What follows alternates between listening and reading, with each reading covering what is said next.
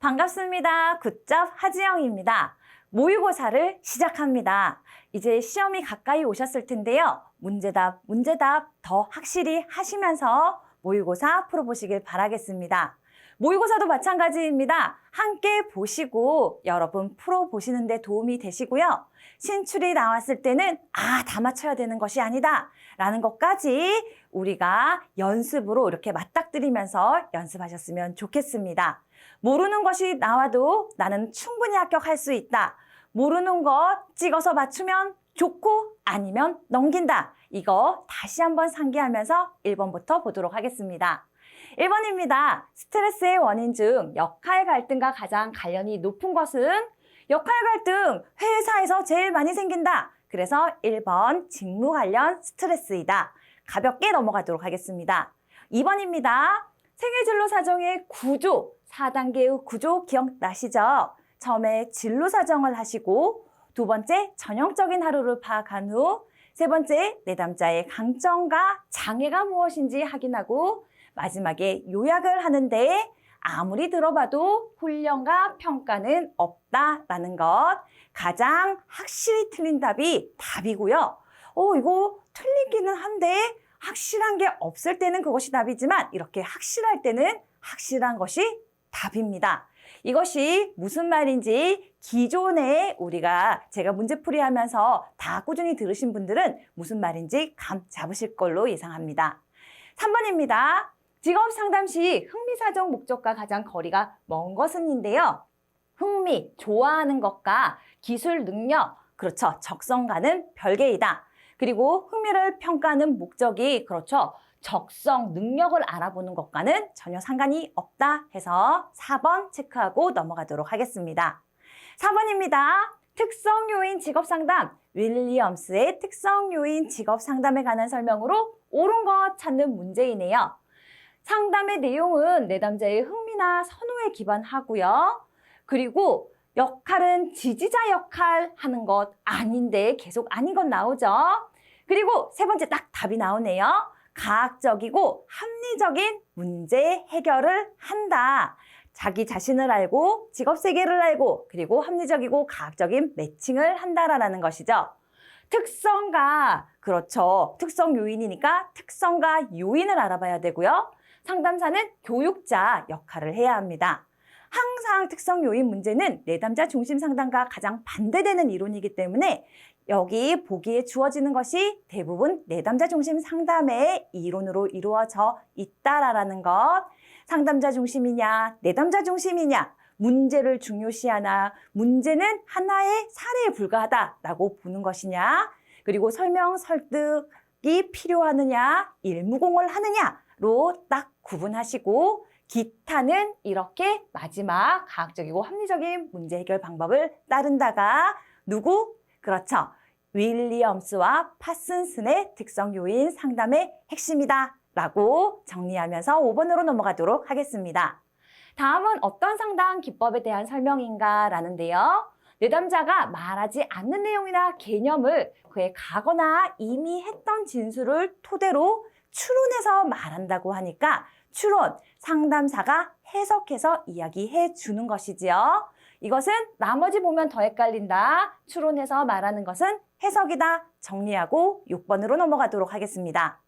수퍼가 제시한 발달적 직업 상담은 문심자 현태이와 발달 단계 성탐 학요새만 확실하게 아시면 이런 거 보자 말자 다 맞추실 수 있으십니다. 문심자 현태이 찾으셔서 다 고르시면 4번이 나옵니다. 7번입니다. 자기인식이 부족한 내담자를 사정할 때 문제 끝까지 읽지 않아도 우리는 이제 은유와 비유로 비유래요. 큰일 났습니다. 은유와 비유로 사용한다를 확인하시면 될 것 같습니다. 8번입니다. 상담 기법 중 내담자가 전달하는 이야기에 표면적 드러나는 것만 가지고 상담자가 다른 말로 바꾸어서 하는 것을 요약과 재진술. 요약을 모른다 하더라도 다른 말로 바꾸어서 다시 말하니까 바로 재진술입니다. 설마 이렇게 바꾸어서 말하는 것 하는데 경청 이런 거 체크하는 사람은 없겠죠. 만약 4번이라고 생각했으면 내가 지금 시험에 앞서서 불안 때문에 미쳐가나 보다라고 생각하시면 좋을 것 같네요. 정말 딱 보면 요약과 재진술 체크하고 넘어가실 수 있으셔야 됩니다. 9번입니다. 심리검사에 관한 설명으로 틀린 것인데요. 심리검사라는 것은 다양한 심리적 구성물질을 확인하는 것. 심리적 구성물질이라고 하는 것은 나를 구성하는 물질들이죠. 흥미검사도 있을 수 있고, 적성검사도 있을 수 있고, 지능검사도 있을 수 있고, 태도검사도 있을 수도 있고, 갖다 붙이면 보이지 않는 모든 검사가 바로 심리검사입니다. 이런 대표적인 특징이 아닌 것은 나머지 다 맞고요. 대부분의 심리검사는 당연히 준거가 아니고 규준 참조 검사입니다. 이건 뭔데 갑자기 어려운 단어처럼 느껴지시나요? 중거절이라고 해서 중거는 중거절해서 절대평가 생각하시면 되고 몇 점 넘으면 몇 점이다. 흥미 몇 점 넘으면은 무조건 좋아하고 무조건 낮아지는 거 아니잖아요. 특히 성격검사 생각하시면 됩니다. 한번 말씀드려 볼게요.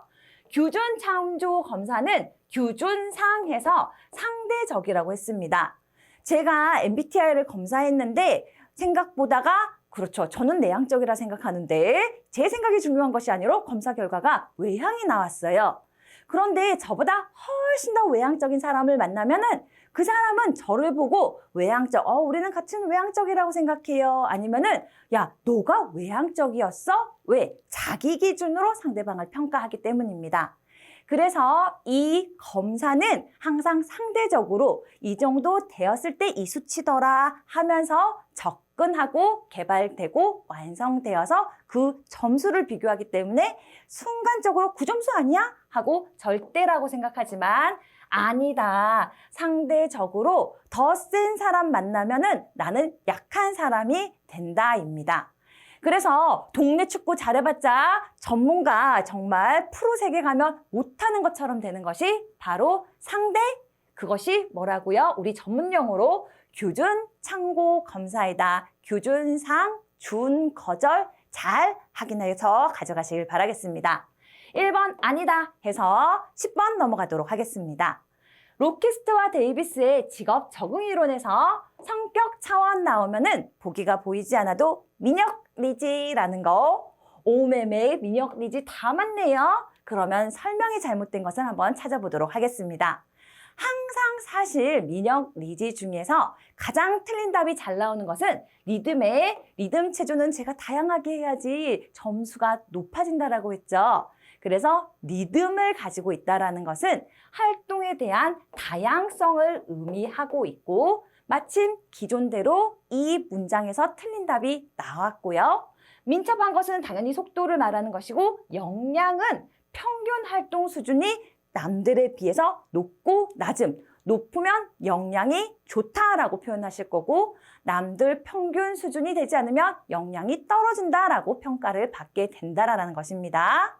지구력, 기간 맞다. 리듬 항상 다양성을 기준으로 생각하면서 이 문장부터 보시기를 강조드립니다. 11번입니다. 초기 면담, 초반부 상담 초기의 한 유형인 정보지향적 면담. 이번에 시작할 때 내담자의 정보를 많이 파악하기 위한 면담인가 봅니다. 그럴 때 주로 사용하는 기법, 질문은 다 맞다. 여기서 함정에 빠지지 말라. 괜히 두 개 다른데 하지 말고 이렇게 해도 정보를 얻을 수 있고 이렇게 해도 정보를 얻을 수 있고 탐색하기에도 정보를 얻을 수 있습니다. 감정을 이입하는 것은 그렇죠. 관계를 위한 상담에서 하는 것입니다. 감정을 이입한다고 해서 그 사람의 정보는 알 수가 없습니다. 그래서 가볍게 보고 넘어가시면서 넘어가야지 여기서 감정을 이입해서 그러면 그 사람의 감정을 알아보는 거니까 그것도 하나의 정보인가 이러면서 2차, 3차 하다가는 골로 간다. 절대 안 된다. 우리 시험은 항상 1차선에서 끝을 내야 된다는 것을 다시 한번 강조드리도록 하겠습니다. 12번입니다. 직무 스트레스를 촉진시키거나 완화하는 여하튼 직무 스트레스를 더 발달시키거나 더 심하게 아니면은 줄이거나 하는 조절 요인이 아닌 것은 이것은 원인이지, 그렇죠. 이렇게 조절할 수 있는 것이 아니다라는 것 잘 알아두십니다. 몰라도 직무 이렇게 단순하고 단조롭고 반복적인 것은 원인이 된다라는 것 금방 파악하실 수 있으십니다. 13번입니다. 직업 발달 이론. 우리는 직업 발달 이론 하면은 가장 대표적으로 긴즈버그가 시작해서 수퍼가 집대성하고 그 이후에 포브라라든지 여러 이론들이 나왔다 정도를 기준으로 접근해 보도록 하겠습니다. 직업 발달 이론에 관한 설명으로 틀린 것 찾는데요. 특성 요인 이론은 파슨슨의 직업 지도 모델에 기초하여서 형성되었다. 직업 발달 이론은 아니지만은 이거 맞는 이야기니까 일단 살펴두고요. 2번 수퍼의 생애 발달 단계는 바로 확실하게 틀린 게 나왔네요.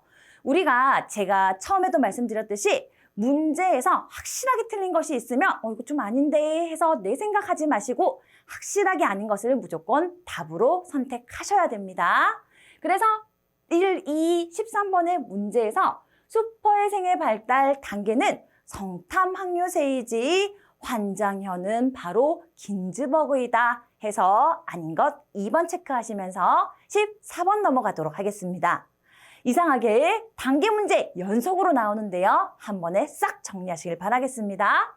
윌리엄슨이 구분한 특성 요인 진로 상담의 가정 A. 분종진, 예상추가 나오네요. 분종진, 예상추 해서 해당하는 것 가져가시길 바라겠습니다. 상담의 단계에 여러분 생각나는 거 제가 어디에 무슨 상담이라고는 얘기하지 않겠지만요. 탐전행위라는 거 기억하셔야 되고요. 그리고 탐종변도 있었고요. 이렇게 분종진 예상추도 있었고 간진목계평도 있었고 그리고 또 문심자 현태의도 있었습니다. 여러분 다 기억하고 계시죠? 그리고 제일 쉬운 A, B, C, D, E, F도 있었다. 상담의 단계 아직까지 나는 주관식이 아니라서 매칭은 못 시키겠지만 이렇게 나왔을 때 그 순서 정도는 입에 붙어서 바로 고르실 수 있으셔야 된다라는 것입니다. 자, 14번까지 했고요. 15번 넘어가도록 하겠습니다. 레빈슨이 제시한 누군지 몰라도 된다. 직업상담사의 반윤리적인 행동. 내가 이렇게 문제를 읽다가 모르는 사람에 집중하지 말고 뒤에 나와서 뒤에 뭐를 찾는지에 집중하셔야 된다는 것.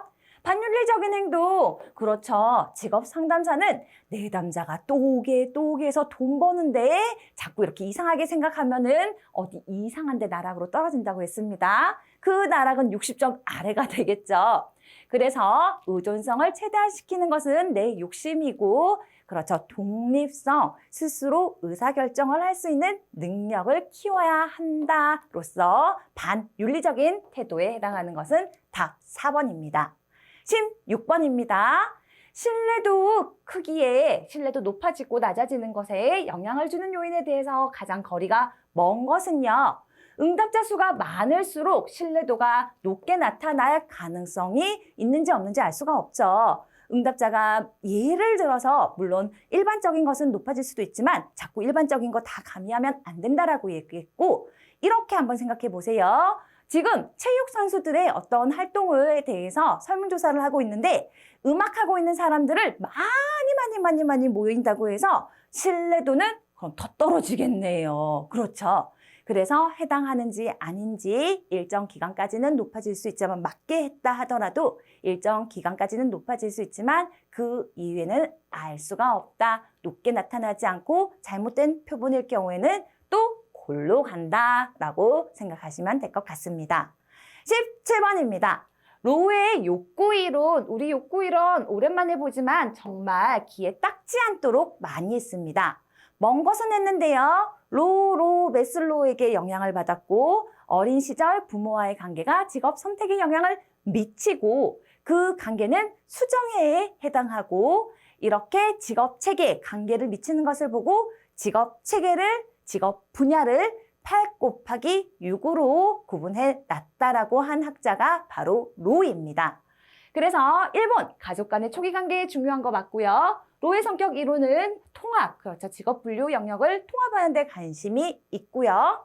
그리고 이런 것은 매슬로우 욕구 위기론을 바탕으로 할 때 가장 효율적으로 그래서 영향을 받은 것이 맞고요. 마지막 미네소타 직업평가 척도에서 힌트를 얻어 직업을 몇 개? 8개, 8 곱하기 6으로 했다라고 마무리하면은 아주 아름다웠을 텐데 답을 만들어야 되니까 4번 7이라고 했네요. 자, 럭키세븐 하면 지금 여기서 안 맞네요. 여하튼 럭키세븐 얘가 답으로 딱 나왔다라는 것. 18번 넘어가도록 하겠습니다. 진로 성숙도 검사 CMI 중에서 태도 척도의 하위 영역과 얘가 잘못된 것은 했었을 때요. 항상 1번의 독립성 맞는 것으로 나왔었는데 이번에는 다른 문제입니다. 기출에서 나온 문제입니다. 다른 것, 잘못된 것을 찾을 때는 어떻게 나오냐라고 했는데 제가 이 문제 내가 만약에 못 외웠다 했었을 때 어떻게 힌트 드렸죠? 그렇죠. 태도 척도를 할 때 주어지는 결참 독성타가 앞에 5가지 중에 나오면 이 문항에 아니요 했었을 때 맞으면 결정성이라고 했습니다. 그러니까 앞에 나온 용어가 해당된다라고 얘기했습니다. 그러니 결정성 보고 나는 선호하는 진로가 자주 바뀌고 있다. 아니요 했었을 때 오 결정된 거 맞지 해서 얘는 맞는 답이죠.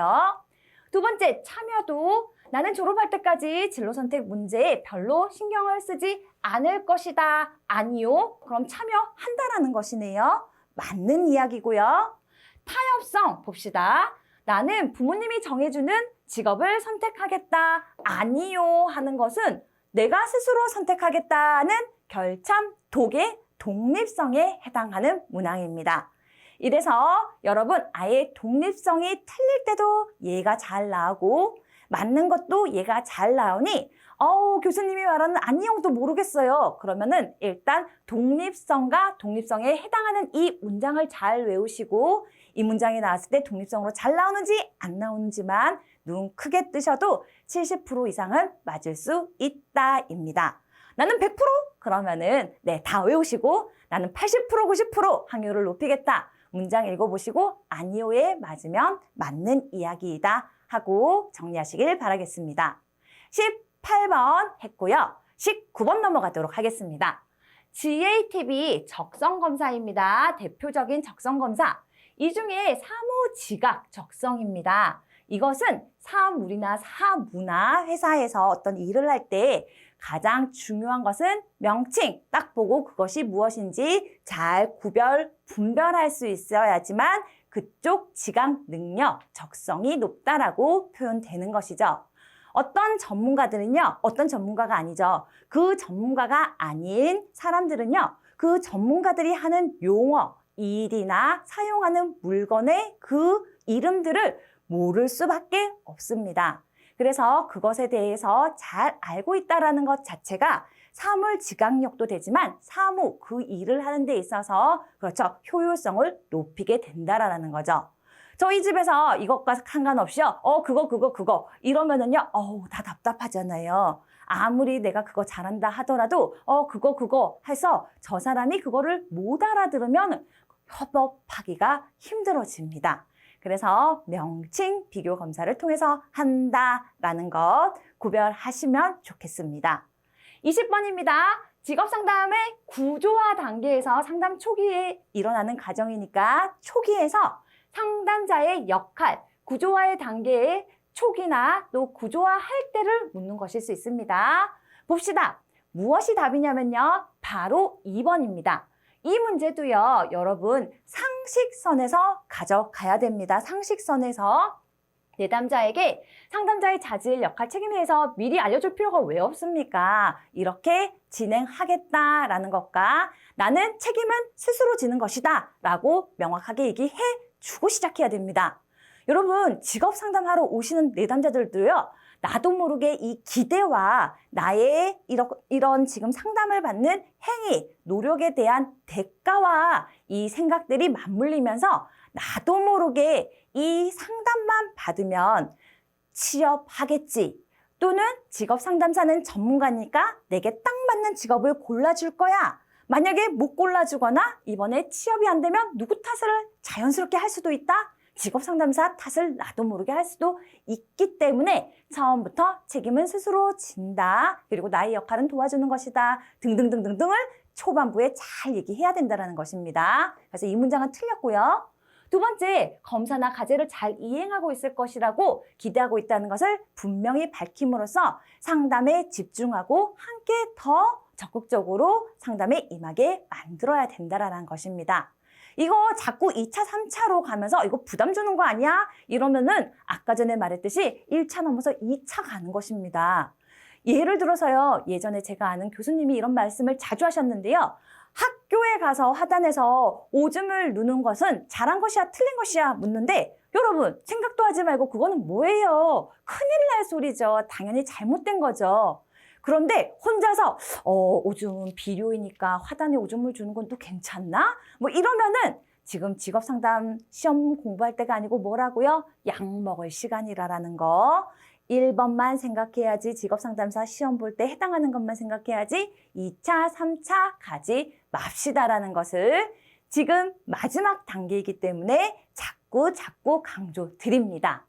자, 두 번째 과목 넘어가도록 하겠습니다. 우리 25년부터는요, 첫 번째 과목이 심리고 두 번째 과목이 상담 및 취업 지원. 원래는 상담하기였는데 상담 및 취업 지원이 되었습니다. 사실 이게 1번으로 나오나 21번으로 나오나 다 알고 있는 우리는 그냥 쭉쭉쭉쭉 풀어가시면 된다라는 것 강조드리면서 21번 보도록 하겠습니다. 아들러의 이론, 아들러의 개인주의 상담입니다. 아들러는 열등감과 우월감과 그리고 허구적 최종 목적론, 초기 기여, 초기 활동 이런 용어가 나오면 아들러구나 하고 잘 정리하셔야 됩니다. 자, 제가 모의고사에 첫 번째 아들러가 나와서 해당하는 용어들을 말씀드렸고요. 이제 보기를 보고 문제에 맞는 것을 골라내도록 하겠습니다. 초기 기억에 관한 설명으로 모든 걸 맞는 것 골라보라고 합니다. 자, 초기 태어났을 때 출생 순위가 성격에 영향을 미친다라고 했죠. 그래서 초기 중요합니다. 중요한 기억은 내담자가 마치 지금 일어나고 있는 것처럼 그래서 현상학적인 장, 주관적으로 다 그것이 맞다라고 해줘야 된다는 것 기억하실 것 같고요. 두 번째, 초기 기억에 대한 내담자의 지각보다는 경험을 아니에요. 객관적은 없습니다. 그리고 3번입니다. 초기 기억은 삶의 여러 가지에 대해서 내담자의 현재 세계관과 일치하는 경향이 있고요.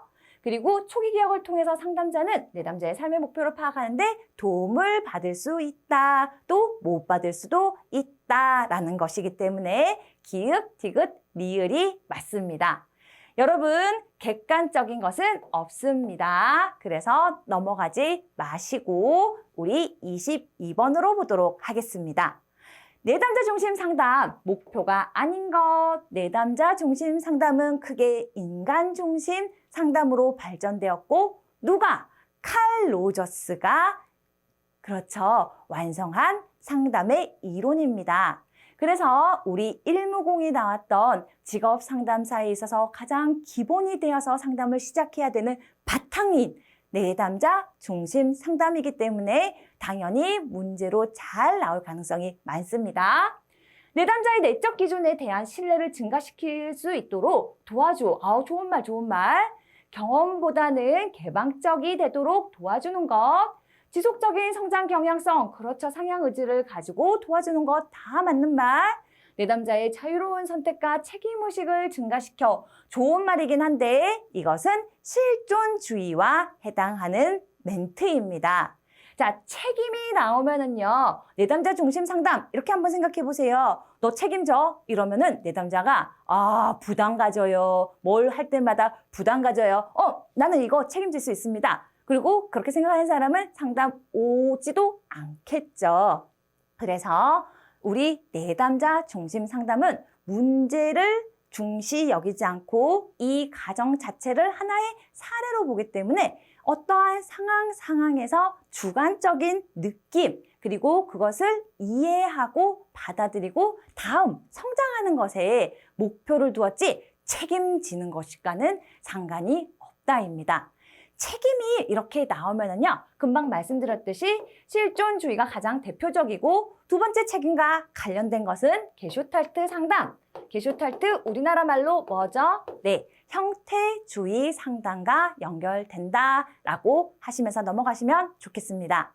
내담자 중심 상담에서요, 우리 여기 지금 모의고사 첫 번째니까요, 말씀드리면은요, 칼 로저스는 내담자들이 왜 문제를 겪는다고 했죠? 경험의 불일치. 어떤 경험의 불일치? 현실적인 자아와 이상적인 자아와 타인이 바라보는 자아가 다 다르게 활동함으로써 오는 경험의 불일치. 상담해지고 건강해지는 단계는 현실적인 자아가 중심에 딱 잡아서 모든 상황을 그렇죠, 조절할 수 있는 것이지요. 그래서 현실적인 자아가 중심을 잡은 그 건강한 상태를 우리는 충분히 기능하는 사람이라고 했고, 충분히 기능하는 사람의 대표적인 특징이 개창자 실신이라고 해서 개방적이고 창조적이고 자기 자신을 믿고, 그리고 실존주의적 삶을 지금 여기에서, 이 실존주의 아닙니다. 지금 여기에서 느끼는 것을 충분히 느끼고 신뢰, 자신의 유기체에 신뢰할 수 있는 사람이라고 했습니다. 자, 좀 길어졌지만 제가 하는 이야기가 그렇지, 맞아. 내가 똑같이 말할 수는 없지만 들었을 때 이질감이 드시면 안 되십니다. 그래, 영화 보듯이 맞아. 하정 교수님은 맨날 똑같은 소리만 하셔. 그렇죠, 이 사람 얘기니까 맨날 똑같이 해야죠. 그래서 그렇게 받아들이시면은 베스트입니다. 23번 넘어가도록 하겠습니다. 앨리스의 합리적 정서 치료 REBT에서 정신건강의 기준에 관한 설명으로 옳은 것 나오는데요. 자, 사회적인 것은 자신의 삶이 아니고 사회와 관련이 돼야 되고요. 간용은요, 용서할 수 있어야 되고요. 자, 이런 거죠. 간용은 실수하는 사람에게 비난하지 않아야 되고요. 몰입은 또 여기에 나오는데 스스로 책임감이 있고 독립적이어야 되는데 항상 답이 가학적 사고 나오니까 가학적 사고라는 것은 깊게 느끼고 구체적으로 행동할 수 있어야 된다입니다. 행동주의 생각해 보세요. 행동주의. 그렇죠. 계측해서 기납적으로 눈에 보이는 것만 가지고 우리는 평가한다고 했으니까 행동주의가 가학적인 상담 기법, 유일한 가학적 접근이 행동주의 상담이라고 했습니다. 그래서 이거 가학적 나오면 그렇지, 행동주의, 구체적으로 행동할 수 있어야 된다고 했어 하고 한 번에 두 가지를 다 가져가셨으면 좋겠습니다. 24번입니다. 백의 인지 행동 상담에서 주로 되는 주된 상담 기법이 아닌 것 해서 이렇게 알고 맞추셔도 된다고 얘기했지만 제가 미친 사람한테 반응하면 나도 미친 거라고 했습니다. 미친 개가 짖으면은요, 어떻게 해요? 같이 반응하면 같이 멍멍할 수도 없지만 하다가 물려요. 어떻게 해요? 미친 개가 짖을 때는 얼른 도망가야죠, 여러분. 반응하고 있으면 안 됩니다. 잘 기억하시고 절대로 반응하는 것 아닙니다. 그리고요, 실제 반응은요, 상담에서 도와주지도 않고요. 우리가 이상한 사람을 보면은요, 그렇죠, 그 사람한테 반응하는 것이 아니라 이해가 안 돼요. 왜 저렇게 하지? 그러면서 정상인 사람들은 그 사람한테 반응할 수도 실제로는 없다입니다. 25번입니다. 직업 상담의 과정을 진단, 문제분류, 문제구체화, 이거 명료하구나 해서 진명, 문의 단계로 구분한 학자는 바로 진짜 명문이 되려고 모든 것을 합친 크라이티스이다. 진짜 명문이 되려고 모든 것을 합친 크라이티스다 라고 가져가시면 될 것 같습니다. 26번입니다. 패터스 등의 진로 정보 처리 이론에 제시된 가정에 포함하지 않는 것은 준비는 없다. 의사 문제는 어떻게 하라 그랬죠? 의사 문제는 분석 종합해서 같이 하면서 제가 그렇게 멘트를 날렸습니다. 다 알고 가셔도 주관식에 종종 출제되는 문제니까 좋고요. 일단 급한 대로 준비는 없다. 진로 정보 처리, 컴퓨터처럼 사람들이 문제 해결을 한다. 입력하고 아웃풋. 그렇죠. 컴퓨터에 그 과정을 인지정보 처리 과정과 흡사하게 본다라고 하는데 준비 없어요. 바로 입력해서 생각하고 나온다라는 거죠. 준비는 없다라고 가져가시면 될 것 같습니다. 27번입니다. 긴즈버그, 햄버거를 엄청 좋아하는 긴즈버그, 진로 발달의 시작.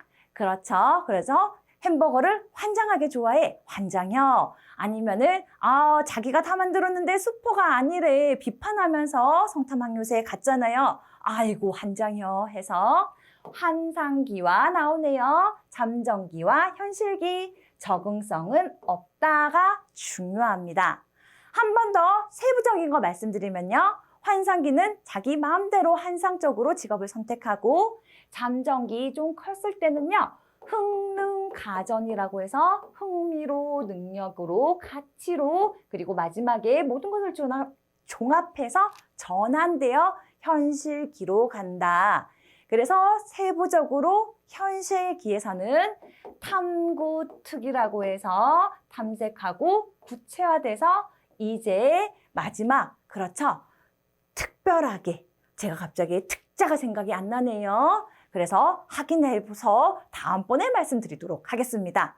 탐구특만 잘 알아두시길 바라겠습니다. 28번입니다. 직업 발달을 탐구 선명, 아이고 지금 마지막에 안 나와서 답답한데 또 연이어서 탐구특 했는데 탐구 선명 순계통이 나오네요.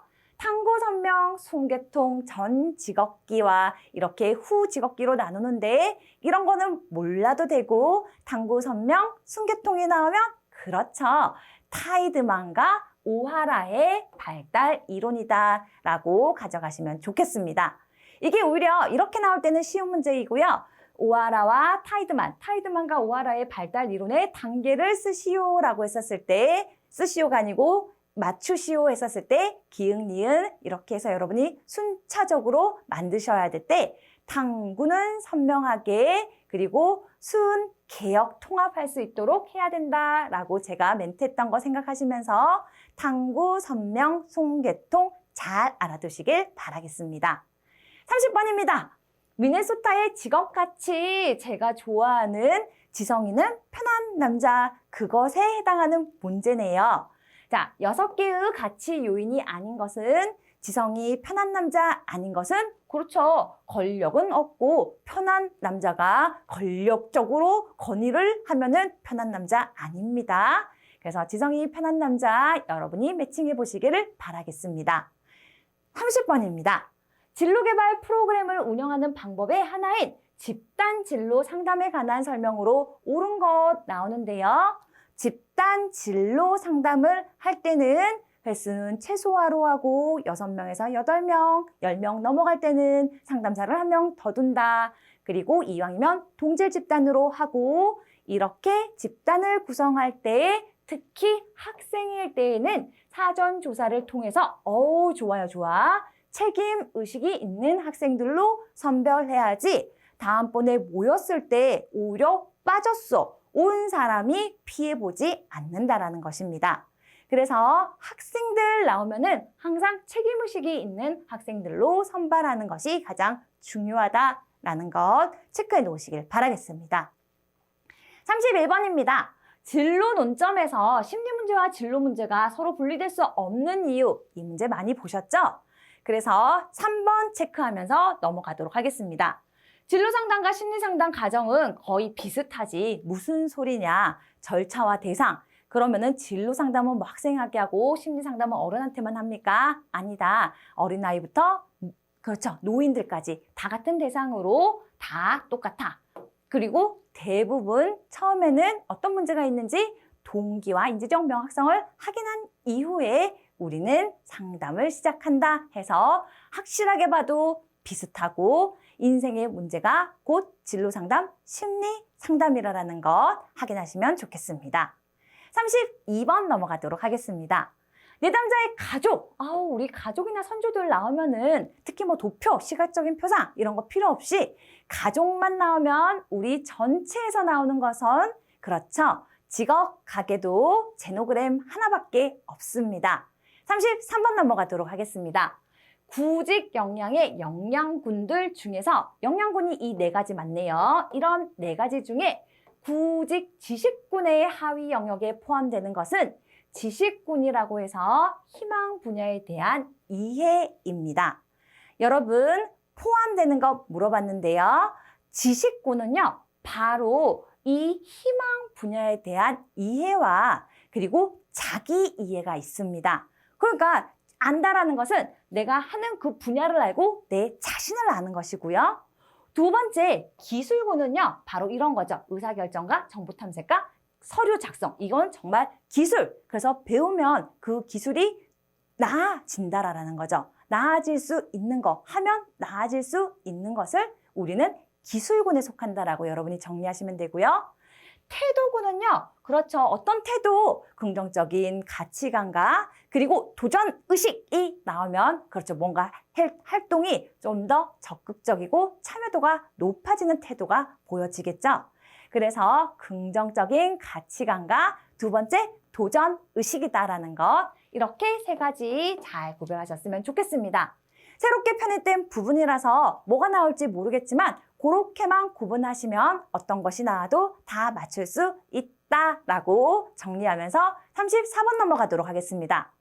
제가 처음에 말씀드렸죠? 이런 신출은 제가 정리한 대로 입력되면 맞추시는 거고 아니면 다음 사람을 위해서 내가 틀려줘야 되는 것이군 하고 넘기시길 바라겠습니다.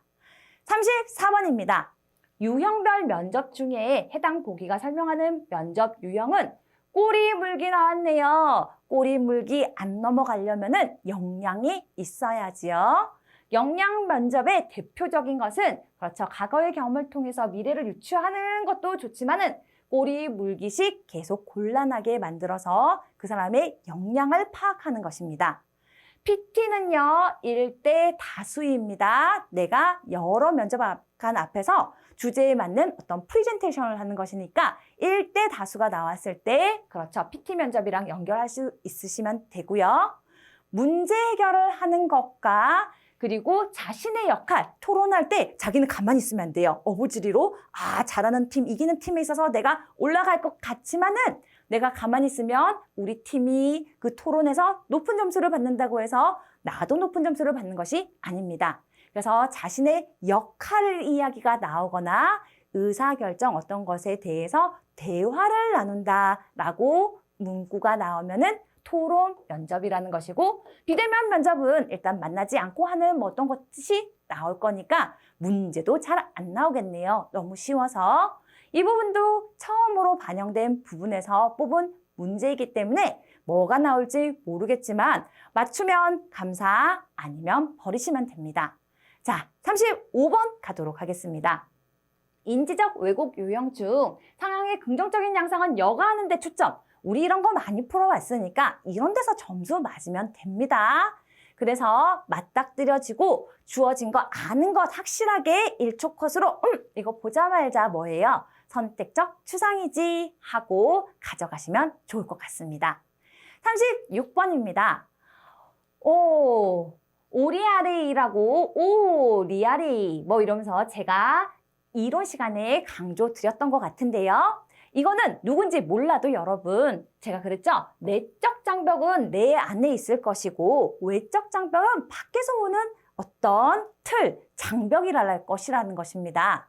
그래서 실패에 대한 두려움, 여성이고 남성이고 여긴 여성이라고 했지만 실패에 대한 두려움 안에서 오는 거죠. 내적 장벽 맞을 거고요.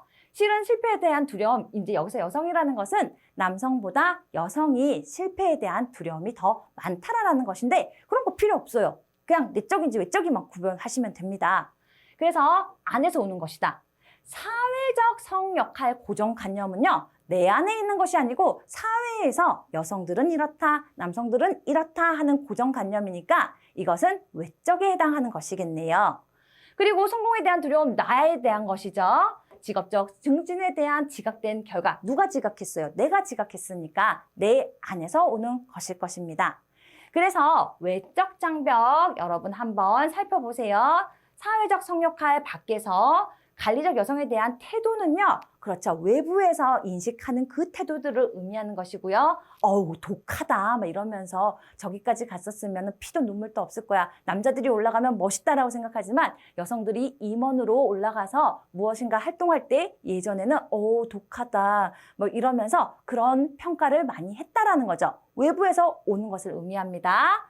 여성의 능력에 대한 태도, 여성이 능력이 있을 때와 남성들이 능력이 있을 때 예전에는 다르게 능력 자체로 평가한 것이 아니라 그 성별에 따른 능력으로 평가했다라는 것. 이것도 밖에서 오는 것이고요. 남성 관리 모형이 기존 어떤 여러 가지 조직 문화에서 남성 중심적으로 처음에 바탕이 되어서 거기랑 다르게 되니까 다른 것이 아니라 여성이 틀렸다라고 판단되는 그런 유행, 지금까지 내려오는 간습에 대해서 얘기하는 것이니까 이것도 외적 장벽이라고 우리가 구별하실 수 있습니다. 그리고 우스개로 여적여라고 여성의 적은 여자라고 하는데요. 그런 것은 오리아레이가 말하지 않았지만 만약에 있다면 그것도 외적 장벽이 되겠네요. 제가 한번 이론을 내볼까요? 아니, 괜히 나섰다가 그렇죠. 돌 맞는 정인지 정 맞은 돌인지 여하튼 그렇게 되지 않도록 하겠습니다. 37번입니다. 진로단절 여성을 위해서 신직업 4가지 유형이 있습니다. 이에 여성 적합성과 직업 정착 가능성 이 2가지로 나누는데요. 모두 높은 것이 바로 모두 높으니까 여성 유망형이겠죠. 한번 정리해 보면은요. 여성 유망형은 다 높고요. 블루 오션형은 그렇죠. 정착 가능성이 높아요. 적합성은 떨어지는 것은 아니고 보통이지만 정착할 수 있어요. 블루 오션 개념과 맞아 떨어지죠. 레드 오션 거기 다 포화된 곳에 가는 것이 아니라 그 중에 새로운 것 하나에 포커싱을 맞춰서 크게 성공할 수 있는 것. 그래서 정착, 나한테 좀 안 맞을 수 있지만 시장에서 가능성이 있는 것을 보는 정착 가능성이 높은 블루오션형 직업.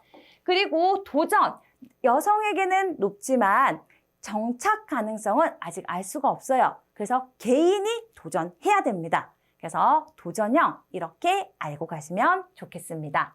자, 가장 잘 나올 것이 제 생각에는 유망형과 블루오션형 잘 구별하셨으면 좋겠습니다. 그리고 구별 안 되면 어떻게 하라고요? 틀리세요. 지금 틀리라는 얘기 3번째 하고 있습니다. 그래도 우리는 85점입니다. 38번 가도록 하겠습니다. 툴버트의 집단 직업 상담에 대한 설명으로 틀린 것 찾는 문제인데요. 이 문제 정말 정말 시쳇말로 꼬리한 문제입니다. 잘 한번 살펴보도록 하겠습니다. 기출문제입니다. 집단 직업 상담의 모임 횟수는 가능한 최소한으로 정한다. 맞습니다.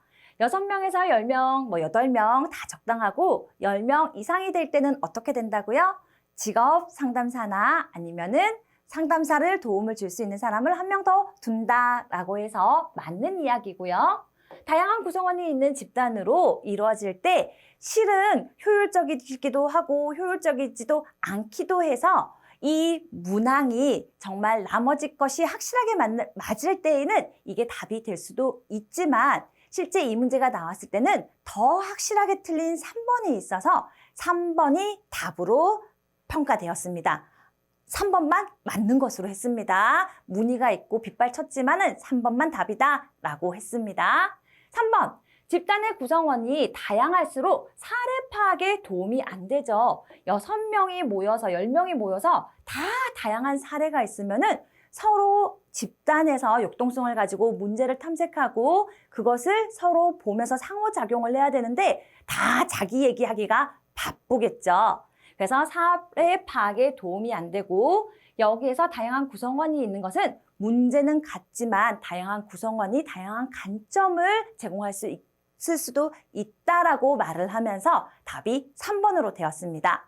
오늘 계속 강조하고 있는데요. 이번 시간에 확실하게 틀린 것을 잘 보시라 라고 이런 얘기를 더 틀린 게 있으면 더 틀린 게 답이다라는 것을 한 3번째 말씀드리는 것 같습니다. 이 문제를 통해서도 한 번 더 강조를 드리고요. 39번으로 넘어가도록 하겠습니다. 내담자의 인지적 명확성을 위한 직업상담 과정을 바르게 나열한 것. 처음에 만나면은 관계와 라포 형성과 함께 명확성, 제정신인지 아닌지, 동기가 스스로인지 남한테 딸려왔는지를 파악해서 직업 상담을 시작할 것인지, 그렇죠, 개인 상담으로 넘어갈 것인지 정해야 된다라고 했습니다. 보통 이것까지만 보시면은 답이 거의 골라지시는데요. 그래도 모의고사니까 예, 아니요 나오면 집단 상담인지 개인 상담인지 금방 말씀드렸던 것으로 마무리로 확인할 수 있습니다. 40번입니다. 내담자 중심 상담 이론에 관한 설명으로 틀린 건 나오는데요. 내담자 중심 상담은 칼 로저스의 상담 경험에서 비롯된 것 맞다. 두 번째는 기본 목표인 개인이 일관된 자아 개념을 가지고 자신의 기능을 최대한 발휘할 수 있는 사람이 되도록 돕는 것이 상담의 목표가 맞다라고 했습니다. 충분히 기능하는 사람, 최대한 기능하는 사람 맞고요.